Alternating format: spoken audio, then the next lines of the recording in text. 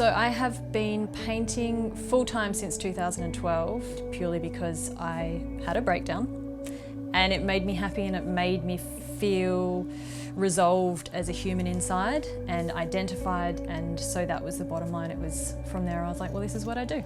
It's always come from a deep psychological and therapeutic need for me to create. That's always there, and I think that's why it works so well, because I'm not doing it for money and I'm not doing it for people to know me as a painter. I do it because I will lose my mind if I don't.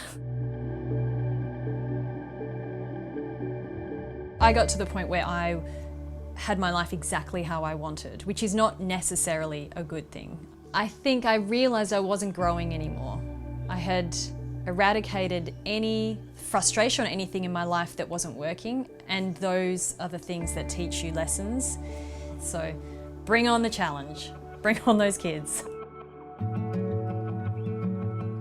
I had a long period of time off when I first had Harry, and that was actually a well-needed break for me. I was really overscheduled and extremely exhausted because I am such a workaholic and I have such discipline, and I guess it's more obsession, that I would never really give myself any time off. I just felt like it was imperative to be in my studio almost every day. For many years I worked 7 days a week, and I think to the detriment of my work, I wasn't moving on, I wasn't experimenting with anything different. I was using the same colour palette, I was painting the same things because I couldn't step back and get any perspective.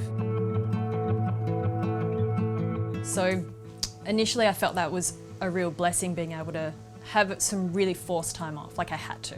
And then the obsession started to creep back in.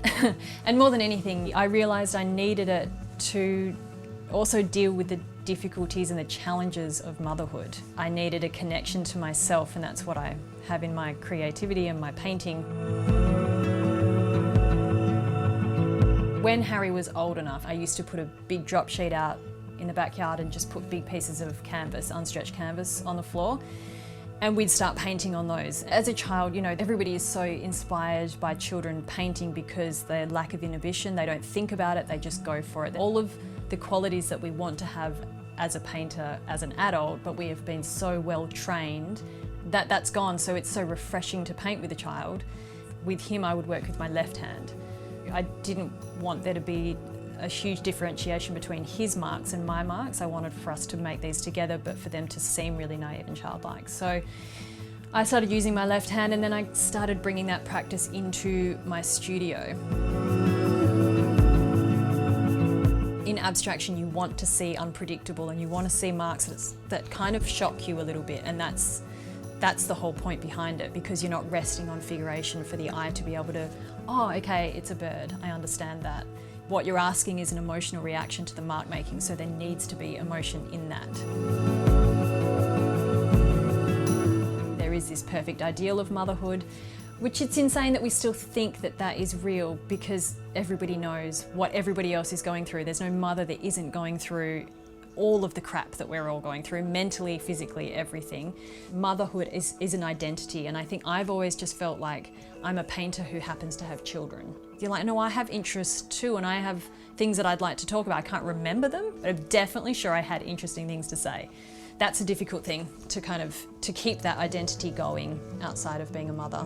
You know, it comes back for me to my creative practice. I'm lucky because it's my work, and it also fulfills me incredibly, and it identifies me outside of the domestic person, and it ticks all the boxes, and then I come home happy.